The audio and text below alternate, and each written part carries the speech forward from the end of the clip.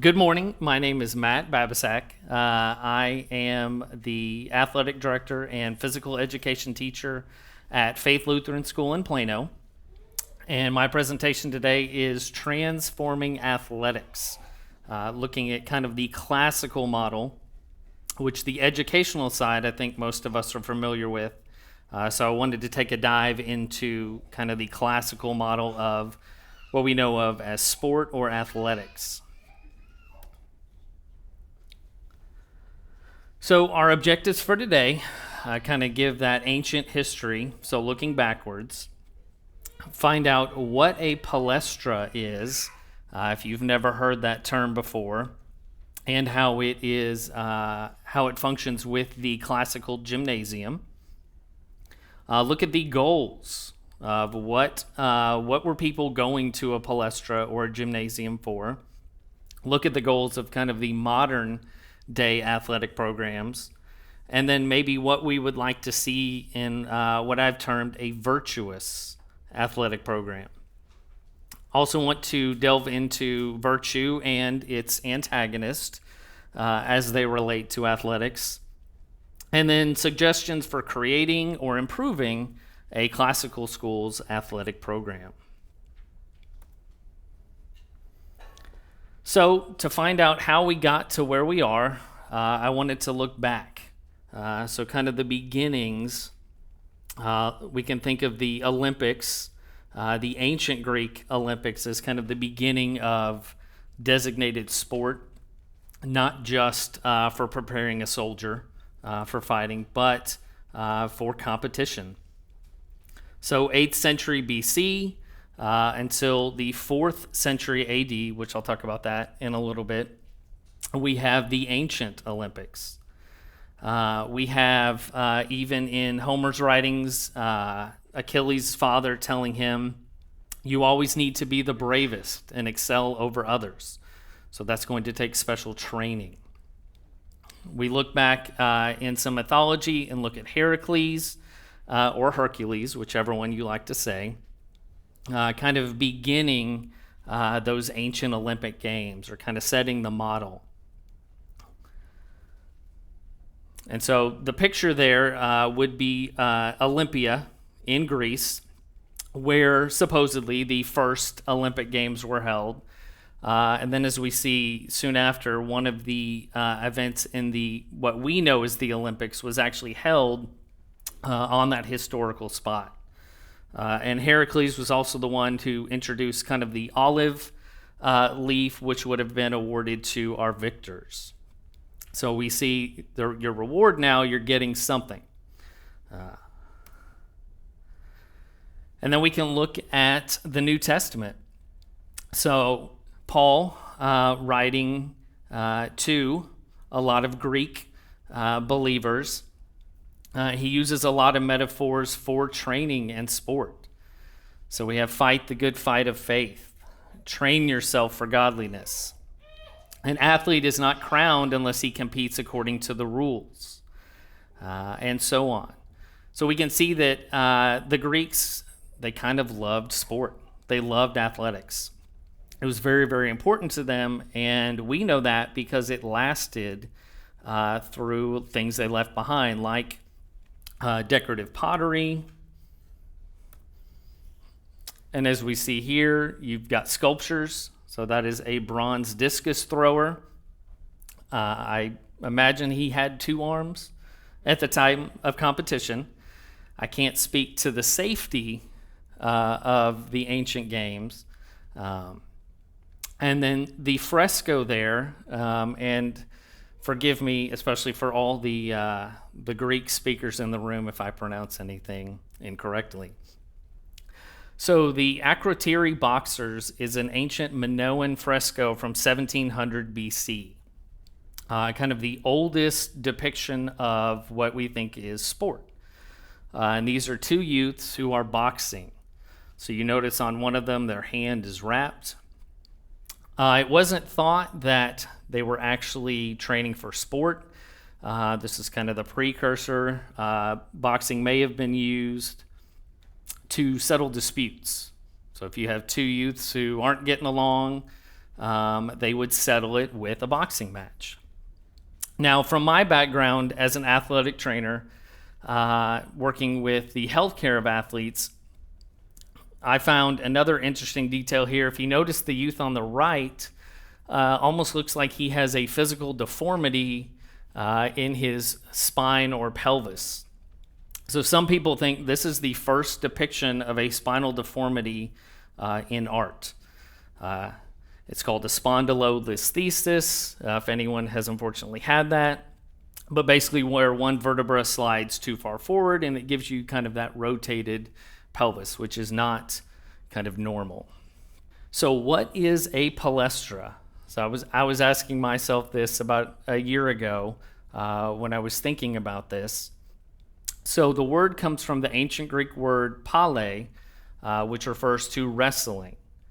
So the palaestra was dedicated to mainly wrestling. So it was a wrestling ground and a place for other athletic exercise. They were all public at first. So the gymnasiums were for public use, depending on maybe your status as a Greek citizen. But later there was evidence shown that some wealthier Greeks kind of built their own.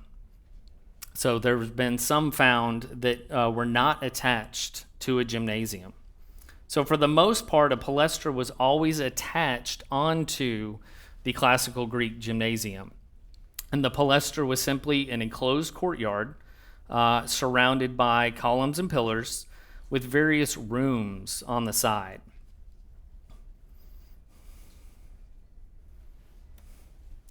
So I am not going to attempt to pronounce any of those. But what we see, you can kind of see the palaestra was kind of the precursor to our modern gymnasiums or our health clubs.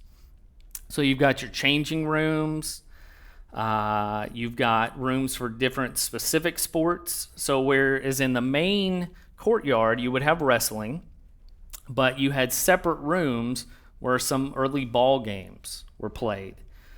You also had boxing and something called pancration, if I'm saying that right, which would be kind of thought of as a combination of boxing and wrestling, what we would think of as mixed martial arts.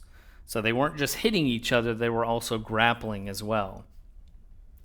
So it looks like kind of like a modern day health club with all these separate rooms, including kind of the cold baths at first, and later with the Roman influence, we started to get hot baths.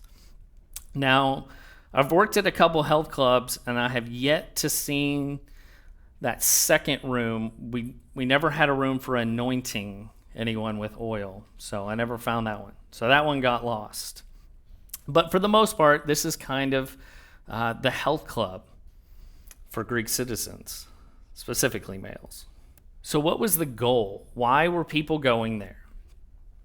Well, a lot of it was fitness and athleticism, thought of more than just soldiers trying to be stronger. With the introduction of games and competitions, Greeks found a place where they could train and practice and get better. There was a lot of vanity, mainly the appreciation of the male body. So they were pretty much nude while they were wrestling. So they had their way of showing off. Okay. In Plato's Republic, he refers to those who spent a lot of time training, whether in physical training or in music or in arts, as either high-spirited, or those who did not spend a lot of time training as spiritless. So this was kind of a popular thing. You wanted to go there and you wanted to compete and challenge not only yourself, but your peers. So they had preparations for various games, challenges within their own city-state, and then when the city-states competed together, and in the Olympics. Now, you also had a group, sometimes referred to as guardians, who were the defenders of your city-state.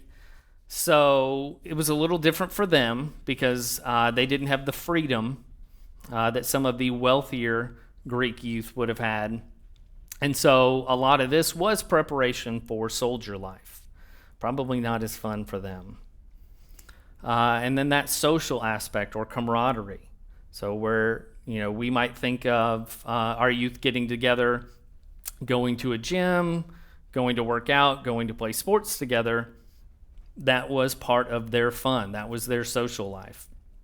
And in addition, some of the rooms and even the open courtyard would be used for philosophical discussion.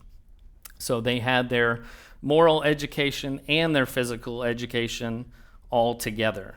So here's a timeline which is not very, it's kind of relative. So we see in 776 BC, noted as kind of the very first ancient Olympic Games. And then there's a lot of time skipping. So there's not a lot to be found in ancient history for athletics. An interesting note I found was in 267 AD, there was a papyrus found detailing a wrestling cheating scandal. So where we have athletes, or you think of a boxer throwing a match, losing on purpose so they can get paid. Well, there was a papyrus found that showed a Roman wrestler lost a match on purpose for a certain amount of money. So it didn't take long, and we already have cheating in sports. And then about 100 and so years after that, we unfortunately have the end of the Olympics. So as the Roman Empire became Christian, one emperor decided there's too much paganism in these sports. Let's get rid of it. So in 393 AD, the Olympics were gone. They were gotten rid of. And from what I could find, there's not much between then and our modern age of talking about sports and athletics. Various reasons. There's probably a lot of fighting going on in between then and now. Maybe a lot of cultures didn't have time for the recreational aspect of training, and it was more soldier life. I did find a bright spot in 644 AD.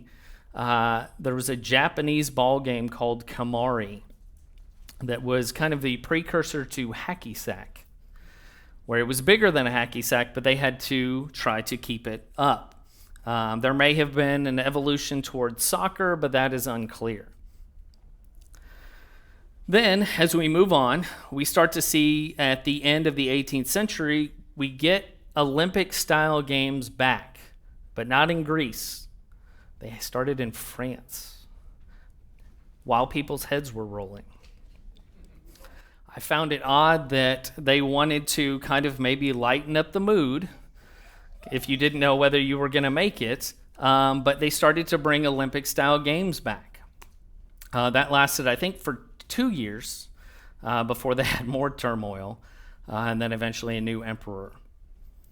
Then in 1896, the Olympics came back. So what we are getting prepared for, I think here pretty soon, are the modern Olympics, and they came back in 1896. Now, I did find another interesting note. In 1880, Great Britain founded the Amateur Athletic Union, which they claim is the longest or the oldest governing body for athletics. So they tried to jumpstart and get in there before the Olympics came back. It only took 4 years, so the next Olympics, and they let women compete. So 1896, the Olympics come back. 1900, they let women compete, which I found kind of odd that it happened that quickly. Kind of took a very long time for some other, especially in this country, for women to be able to compete in things. And then what I see is kind of the end of the timeline. If you are familiar with the acronym AAU, the Amateur Athletic Union, I think, used to be in charge of all of our athletic sports.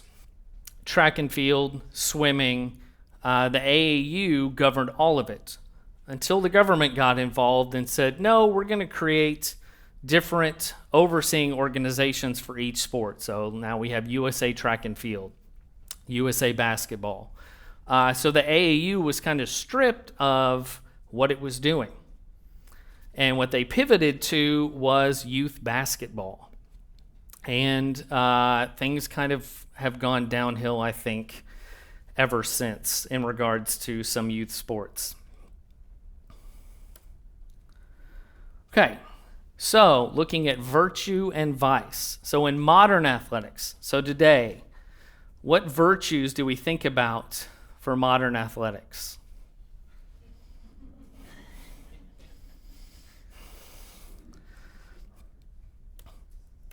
How about vices? Okay. Do we have a rise in ejections and disqualifications? Do we have a rise in disrespectful behavior, foul language, even violence? And this is not the violence that is encouraged within the sport, but the violence that spills over to the sidelines, to the officials, and unfortunately, as I've seen too many times, into the stands.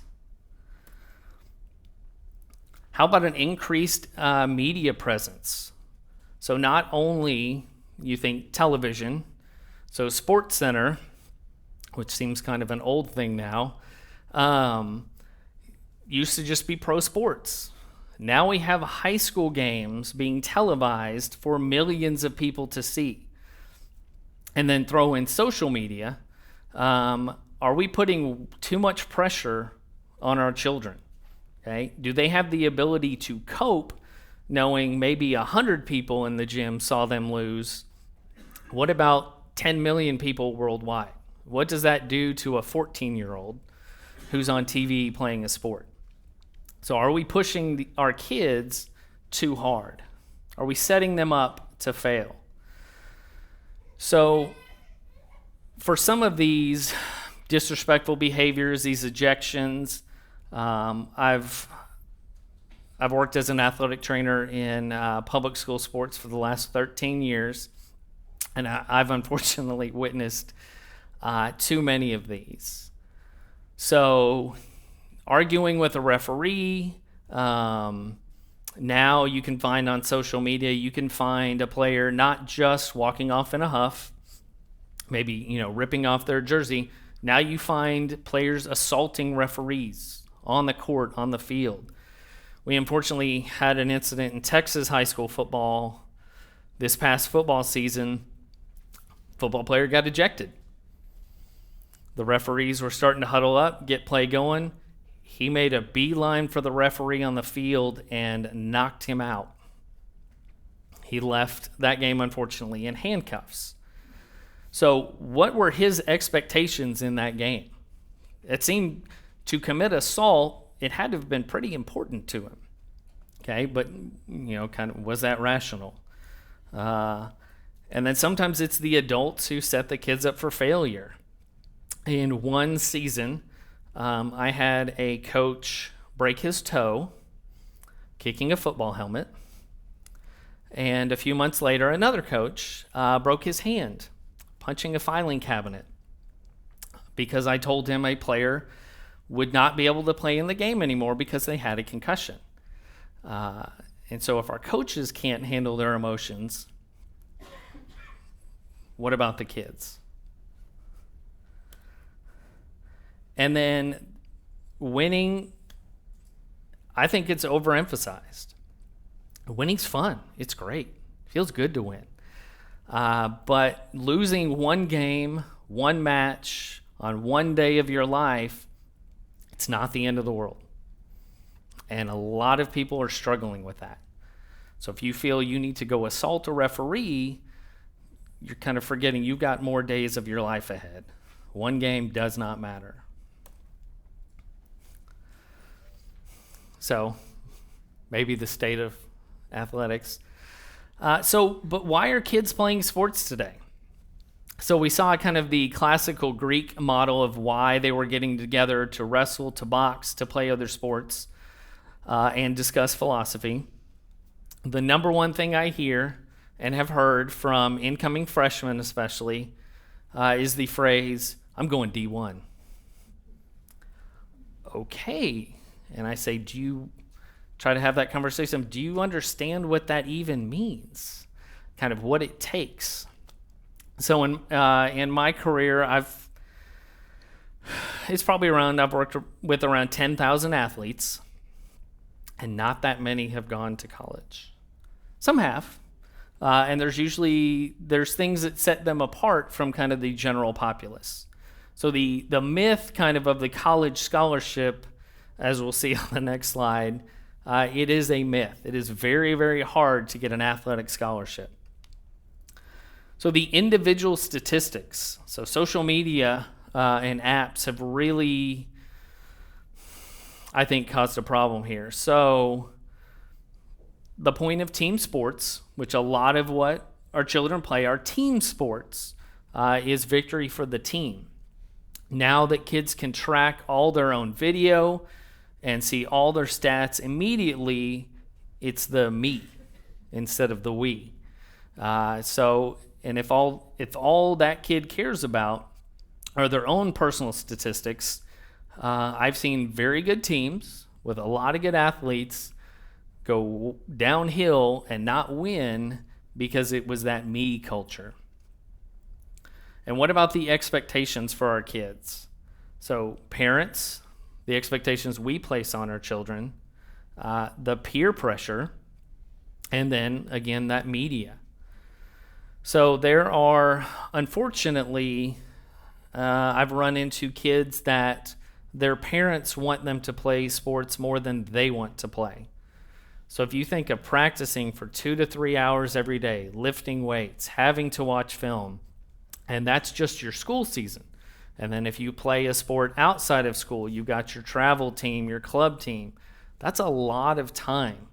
And if you don't want to do it, you really don't have the heart for it, you're probably going to find a way out. So providing health care for athletes, I saw all the injured kids.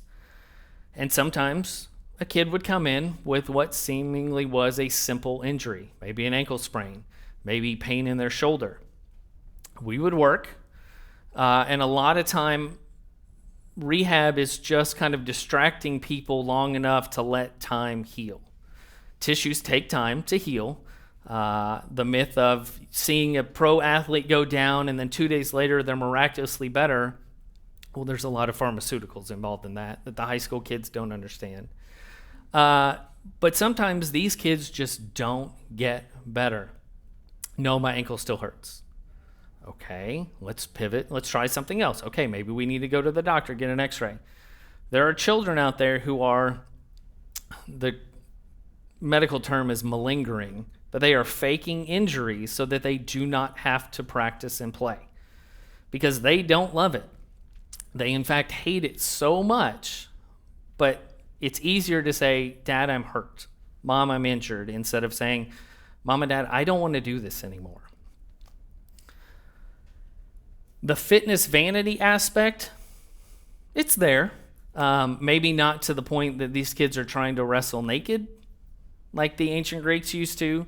But with social media and the ability to put a filter on yourself, you can make yourself look really good. Okay? And then lastly, are we having fun? Like, is sports fun? And first, a lot of kids, yes. And unfortunately, a lot of kids would say, no, it's not fun. So this is a chart I like to show athletes who give me that comment of, I'm going to go D1. Well, if you look at the number of high school participants in the first column, and then you look at this column, that is your percentage chance of going to a Division I NCAA university. They're not high. And some of them are very, very low. Your best chance of playing a college sport is if you play women's ice hockey. 1 in 4 girls from high school will go get a college scholarship. And that's also because women's ice hockey has the lowest participation numbers of any NCAA sport. And if that gets more popular, that percentage will probably drop of kids that go to college. So this is kind of an eye-opener to kids of, wow, that's going to be really, really hard. And if that motivates a student athlete, great. But if it helps them to realize maybe I need to focus on some other things, okay? And so for parents, we have to give up a lot to help achieve this. And some parents give up too much. So the only sport now, and this is hard, I realized this a few years ago, the only sport where your high school team matters anymore is high school football. Because there is no real high school club football. Now we have 7-on-7, which is just glorified, touch football. But the college football coaches will talk to your high school coach. If you play basketball, volleyball, baseball, softball, sports like that, it's your travel or club team that matters. And so those aren't free. Sports at school is usually cheap or free, but you're having to pay a lot. So parents give up a lot of money. You also have to give up a lot of time because those travel teams travel a lot. These kids are probably giving up a lot of time with their friends, okay? Probably the reason they wanted to play that sport in the first place. Oh, well, all my friends are playing. I want to go hang out with my friends. And you may get put on a team where you know nobody, or it's a conglomeration from different states and you don't know anybody.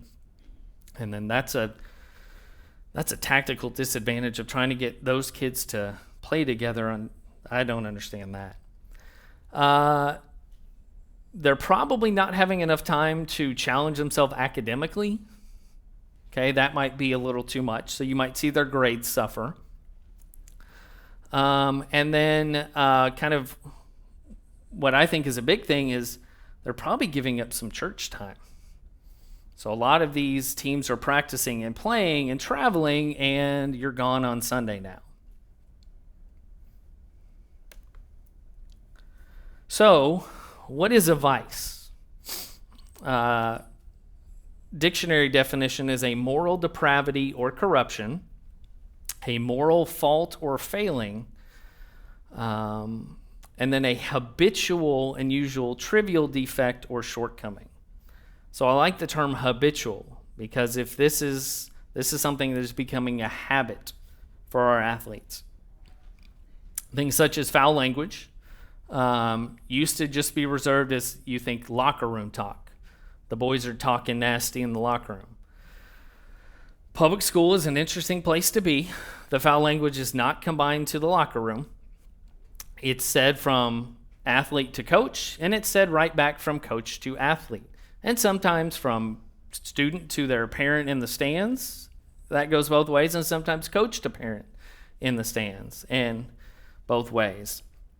This selfishness, the me over the team. And then this rebelliousness, which I see definitely linked to the battle of school sport and club sport, is, oh, well, my personal coach or this coach told me this. Why am I listening to you? I'm paying them. I'm not paying you. Why should I listen to you, coach? So we've lost a lot of respect for our coaches, referees, and our parents as well. And going back to that excessive violence, that's definitely a vice in modern athletics. And then having to choose between, am I going to go practice on Sunday morning or am I going to go to church? Well, all my friends want me to go to practice, and my coach is telling me I need to go to practice. What about church? So if you look at youth sports participation versus church attendance, I guess every slide you ever see in any presentation now, somebody's going to have something that says pre-COVID or post-COVID now. I guess we're stuck with that. But youth sports participation is over 70%, and that's held steady for a long time. Team sport participation is around 55%. Individual sport is kind of dropping a little bit over since almost 10 years. But combined between team and individual, around 7 out of 10 kids are playing sports every year. So we see kids, or at least their parents, love sports. To contrast that, 45% of Gen Z report barely going to church. It's not important for some reason. Less than 25% report attending church weekly or more. Okay? So that's kind of there's a correlation there. What's the causation? Maybe. If anyone's too young to get that, just ask me afterwards or ask your parents. They can probably explain it. Okay, so we have some grave threats to athletic integrity, to the vices I listed before, and now we have things such as the Equality Act, and we have transgender athletics participation. So back when Title IX was passed that allowed, in America, women to have kind of an equal say in sports, that was separated. You had men's sports, you had women's sports, and women finally got that opportunity. And as the father of 3 daughters, I think it's important that my girls, a couple of them really love sports, that we allowed them to do that. But now is that in danger? Okay, so we already see it at the professional level. We see it at colleges, and now we're seeing it at the high school level of somebody deciding, maybe I'm not having success over here, but if I identify differently, I might get success. Okay, so does a science such as biology matter anymore? So if things trend the way they're going, it unfortunately might not matter anymore. So you look at things that are happening, we have our girls subject to, not only the emotional harm, but now physical harm of that unfair competition.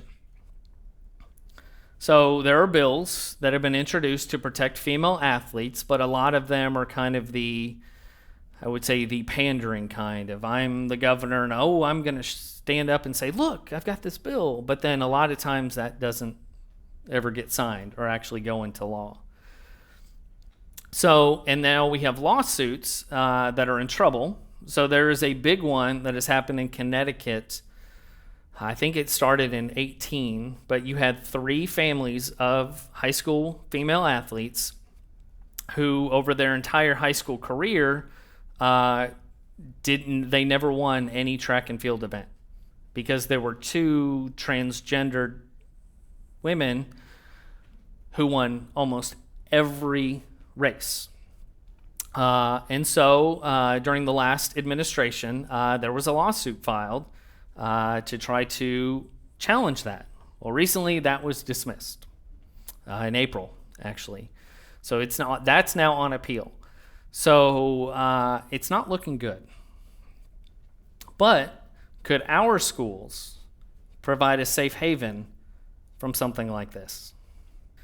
So if we're to reshape kind of what we want athletics to be, so this is the symbol that all the kids are going to recognize and gravitate to, and I want these shoes and I want those clothes, and Nike spends a lot of money getting things their way. There's a lot of, that's a whole other talk about bad things these companies are doing. But what if instead of the noun for victory, we have the verb? So what if this was the focus of our athletes first and foremost? So what should the goals or the objectives of a virtuous athletics program be? Do we want to win? Okay. Do we want to be competitive? Do we want to strengthen our students physically? And then do we want to teach our students important lessons and values that they can take from the confines of athletics through the rest of their life? Or do we want all of the above? So one of our goals should be to introduce children, especially the younger ones, a variety of sports and games. And a great physical education program can do that because we want to enhance the physical, mental, and emotional development of our students, not just one over the other. Okay, so we want that balance of athletics and academics. And we want all that good, virtuous behavior they're being taught in the classroom. We would love to see that on the field or the court or whatever their playing surface is. And to really help them pursue goals that are more than just winning, or I got a scholarship, because that stops at some point. I played high school sports. I played college intramurals, so there was nothing really on the line there. There's another, if you go to the NCAA website, they have another graph that is of college athletes going pro, and the percentages drop precipitously from there. So a college scholarship might get you to play college sports, but the college graduation rate isn't always that great. So you're getting school paid for, but what if you don't graduate? What if you're not getting that degree? If your whole goal was just to play, and I went to a very large university, kind of the northwest of here, well known for their athletics. And I saw some shocking things in regards to kind of the academic demands placed on the rest of the student body compared to the athletes. I had my degree was in kinesiology or human movement. There were a lot of athletes in the same degree plan. They didn't go to class. It came to find out later they all had private tutors who kind of went to class, sometimes took tests for them. And if you look hard enough, you'll see that across the country. I think it was scary. I was in line to pick up a quick lunch one day, and I noticed a girl in front of me who lived on the same floor I lived on in a dorm, which was completely shocking to me back in the late 90s that, we have co-ed dorms now. Oh, well, that's interesting. She was working with a basketball player at this university, and I could tell they were doing some kind of tutoring. She was teaching him how to read. 18 years old, scholarship to giant D1 university, couldn't read. How did the kid get into school? So all the challenges we're doing to make our kids take, the SAT or the CLT maybe, and working really, really hard, there's this whole other world of these kids getting into school. So we want to develop kind of that older term, a scholar athlete. I always told kids that I worked with, you're a student athlete. The student comes first for a reason, okay? The athletics is secondary. So we would love to have kids who are well-rounded, strong of mind and body, and are prepared to enter an ever-increasing secular world. So defining virtue, the dictionary definition is a conformity to a standard of right or correctness or a particular moral excellence. So good things. The classical cardinal virtues, we have prudence, justice, fortitude, and temperance. And then if you add in from Corinthians, faith, hope, and love, we have these 7 virtues. So what might that look like for a virtuous student athlete? So what would prudence look like? Maybe not running up the score if you are significantly better than the team you're playing. Justice, maybe getting a technical foul for your bad behavior, your bad language. Or if the team expectation was you show up to practice or you show up and do this and you don't, you get a suspension. And this is where it's kind of an issue in that, at least in the public schools, if you're a good athlete, some of those suspensions are, you're out for the first quarter, or you're not going to get to play the first play of the game. But if you're not a good athlete, well, you're just going to kind of sit the bench the whole time. So how about that justice is evenly distributed on our student athletes? Fortitude, continuing to play hard even when you are losing or hurting. And I will always differentiate as an athletic trainer, hurting and injured are different. Hurting just means it hurts. You can still play. Injured, you are unable to perform certain things. So it's okay to maybe tell your kid, if it hurts, keep playing. But if you are injured, no, we're not going to try to push through that. Temperance, how about handling your emotions after a loss? I can't tell you how many times I've seen kids maybe blame the equipment for their failures, like it's the bat's fault. It's the helmet's fault. Really? I'm glad with COVID we stopped providing water in our baseball and softball dugouts, that players had to bring their own water because our water coolers got beat up pretty bad during baseball season, whether the bat or kids like to punch. So how about faith? Trust your coach's plan. A lot of times coaches, and it's kind of backwards in public school, they're paid to teach and they get a coaching stipend. Their teacher payment is pretty high, coaching stipend is low, but if you look at the time spent, it's usually a lot of time spent coaching. So, maybe sometimes in our cases, we've got a lot of volunteer coaches, okay? So maybe they're not a club coach who's won all these awards, but they're trying and they care about your kids. So teaching our kids to trust and respect our coaches is great. Hope. Having that positive mental outlook going towards a game or a season. I've seen teams lose, getting on the bus. If you've heard that before, before they even show up to the field, they've already lost. That mental aspect of that outlook is huge, especially for kids who have a hard time just controlling physically and emotionally their body. But if they defeat themselves from the get-go, they're probably going to lose. And then love. How about showing love towards our teammates or even our opponents? Okay, that's almost unheard of now. I have teammates fighting each other in locker rooms and on sidelines. How are we ever going to show love towards the opponent? Okay. So that's what we want. So that unfortunately has a very negative connotation now.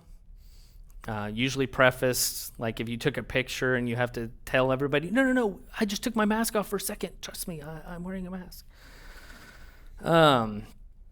We would like our student athletes to signal virtue, okay? So if we treat these athletic situations as precursors for the rest of their life, and getting towards the end here, almost done. So in athletics, we find conflict, struggle, maybe a common opponent that requires teamwork. We have challenges. We have to sometimes learn how to pick battles. We have to overcome hurdles, literally and figuratively. We have to problem solve. And then we even have sadness. Sadness, it stinks. When you lose and you're seeing kids cry, it meant something to them. They have that feeling. But it's kind of what you do with that that's important. Do they kind of sink deeper into that? Do they kind of turn violent when they're sad and losing? But maybe learning how to control and handle that emotion. If they can't handle it in athletics, they're probably not going to handle it well when they get older. So this is a great testing ground for our kids because they know the rules ahead of time. Sports and athletics gives you here's the rules. But when they graduate, they move out, they move on, what the rules are get blurry. So if we can prepare them ahead of time, they'll be more successful later. So we want to train our children to show virtue in that environment. And if they can't show it in sports, they're going to have a hard time in the real world. So what do we need? Gymnastics is the wrong answer. Balance. So in reading some Plato, I had to explain to my 6-year-old that not the stuff. Even back then in ancient Greece, they understood that you needed a balance between the athletic and what we would term the academic. So I have certainly noticed that unmitigated athletics produce a sort of ferocity. Think of seeing that now. And a mere literary and musical education makes men softer than is good for them. So, are our kids more savage or soft? What about the public schools? So where can we find that balance? But if you're asking yourself, well, what if my kid doesn't even like sports? Or if you're a kid and you say, well, what if I don't like sports, but maybe I like to be in that team environment? Okay, there are always ways to include students into your teams. Teams need managers. What about if you have students who may not like sports, but what if they're really good at math? Well, we know kids love their stats. So if you include somebody in the team to help track all the stats, they're now a part of the team. Okay? If you have students who they love science, they want to be involved in healthcare of some kind, having student athletic trainers be a part of the team, they can take care of your basic first aid for those kids, so maybe they're not just sitting out or walking to the concession stand to grab a Ziploc bag of like 4 ice cubes. That doesn't fix everything. So there are ways, and you can be as creative as you want to be, to include more kids in your sports programs. Because, and I even graduated from a Lutheran school, a lot of times you have that rift of the smart kids and the jocks, or whatever names you want to apply to that. But the more people you can involve with both of these, you reduce your chance of that kind of social rift, and you've got a better community. So, building a virtue-centered athletics program in our classical schools, we can protect our children physically, reducing overuse injuries, and that's a whole another topic I can go on, so maybe next year. Protect our children spiritually, huge.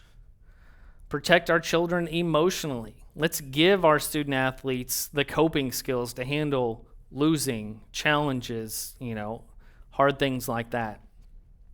And with kind of that physical strength, being stronger, that also comes with enhancing our children's mental focus. There's a lot of research out there in showing, especially even in very, very young children, that those who are physically active can perform better in school, even if it's just paying attention. And sometimes that's immediate. Like having and I'm sure a lot of teachers can attest to, children right after recess pay a whole lot more attention than those who have been sitting and are, bored for a while. So we build a community. And then finally,